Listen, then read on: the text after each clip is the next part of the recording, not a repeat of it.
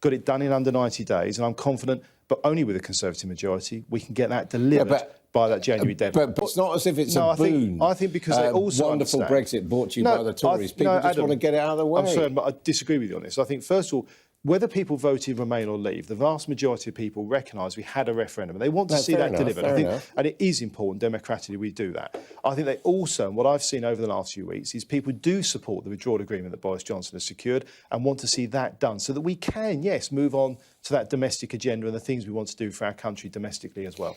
Now, I want to ask you about security and about the army, because normally one thinks of the Conservative Party as the party of law and order and the party of patriotism. No commitment on military numbers in the manifesto.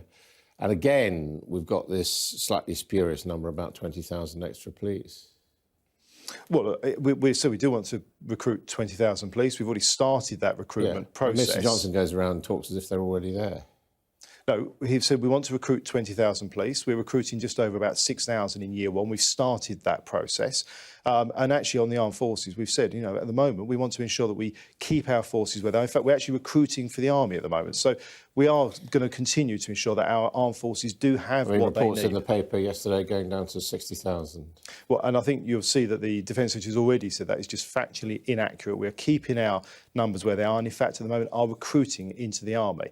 But I would say on security and police, you say we do want to invest further in that. We announced, I was on your show just a week or so ago, talking about the extra money and the package we're putting in for victims' protection and to crack down on rapists and domestic abusers. We want to bring in those extra police officers. We want to make sure we're getting security right in public places and venues as well. I understand that, but in all these areas, there's turnover, there's people leaving. So when you talk about recruiting new numbers, you're not actually talking about increasing at the level in which you say on the present level. Well, look, and this comes back to the conversation on nurses. As I said to you, that was about... It's the same thing. That was, no, well, I was going to say, but you're arguing both sides of the coin at the moment, Andrew. So what I was saying on the nurses is, yes, we want to have 50,000 more nurses than we would otherwise have done. That's new nurses coming in. Because it's going down. Plus retention. No, new nurses coming in plus improving retention. And police? With police officers, we want to have 20,000 more police officers on our streets. Is it true, I've seen calculations by policing experts saying that even 20,000 more police, even if you hit that target, will only mean 100, 120 extra police on the beat across the whole country at any one time?